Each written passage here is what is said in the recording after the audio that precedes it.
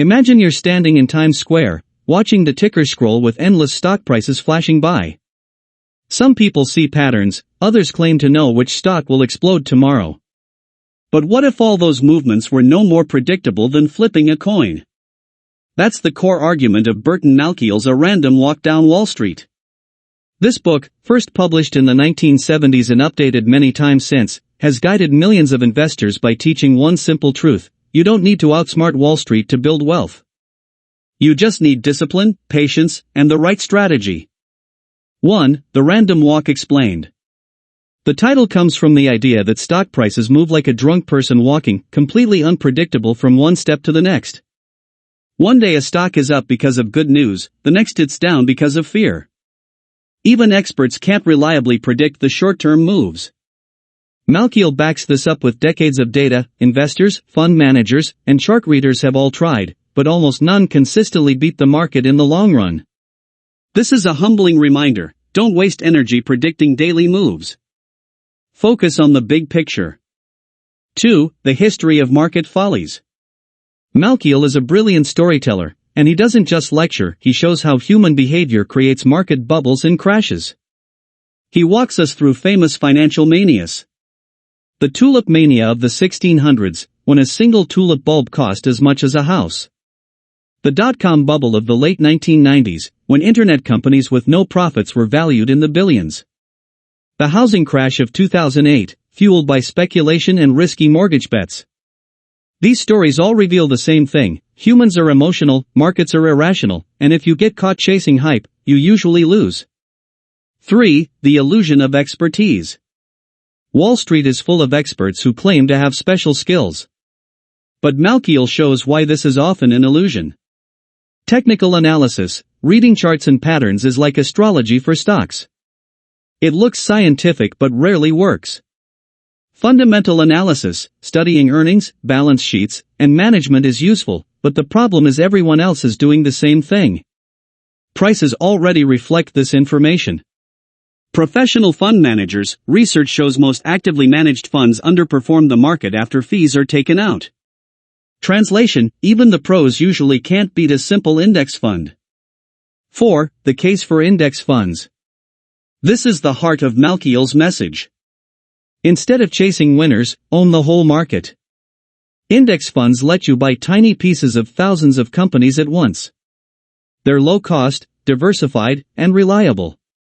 Over decades, index funds have beaten the vast majority of mutual funds and individual investors.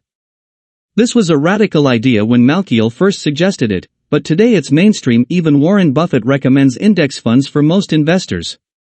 5. The Life Cycle Guide to Investing. Malkiel doesn't just tell us what to invest in, he shows us how to do it at every stage of life. Young investors, you have decades ahead. Go heavy on stocks, which are riskier short-term but grow more long-term.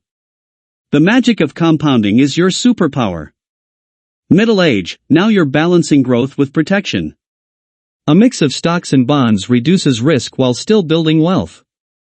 Retirement, shift towards stability and income. Bonds, dividend stocks, and cash reserves help you preserve capital while inflation doesn't eat your savings. This life cycle approach makes investing personal and practical. 6. Behavioral mistakes investors make. Even if you know the right strategy, psychology often gets in the way. Malkiel warns us about common traps. Overconfidence, thinking you can outsmart the market. Herd mentality, buying because everyone else is buying. Fear and panic, selling at the worst possible time during downturns. Chasing performance, jumping into last year's hot stock or fund, only to lose when it cools off. The lesson: the biggest enemy isn't the market, it's our own emotions. 7. Inflation and the need to grow. A key insight: doing nothing with your money is actually risky. Inflation quietly erodes savings. If you keep money under your mattress or in a low-interest account, you're losing purchasing power every year. Stocks, over the long run, have historically beaten inflation better than any other investment. This is why long-term investing in the stock market is not just about growth, it's about survival against inflation. 8. Other assets and strategies. Malkiel also touches on Real estate can be good, but often overhyped. REITs, real estate investment trusts, are a simpler way to invest. Bonds provide safety and steady income, but don't grow as fast as stocks. Get-rich-quick schemes, from day trading to hot stock tips, Malkiel shows how most of these end badly. 9. The big takeaway.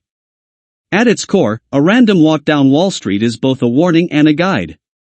Don't believe in magic formulas. Don't try to time the market. Don't chase fads. Instead, diversify. Keep costs low. Invest regularly. Be patient.